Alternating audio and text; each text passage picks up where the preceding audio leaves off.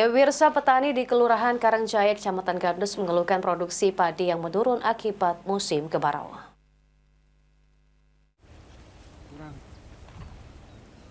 Musim kemarau yang telah terjadi di Sumatera Selatan, khususnya kota Palembang, selama 3 bulan terakhir dikeluhkan petani di Kelurahan Karangjaya, Kecamatan Gandus. Akibat tidak adanya hujan, menyebabkan produksi padi petani turun sekitar 50%. Salah satu petani, Asiman, mengatakan yang menjadi keluhan petani di musim kemarau ini kurang air, tanaman padi menjadi lumpuh atau tidak ada hasil. Tidak adanya hujan juga menjadi keluhan.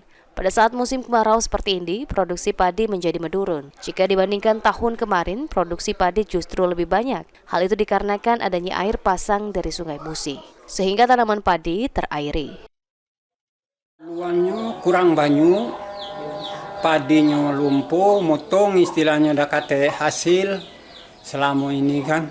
Nah, minta hujan, ya hujan tidak kate, ada hujan kemarin 3 hari, sekarang tidak hujan lagi.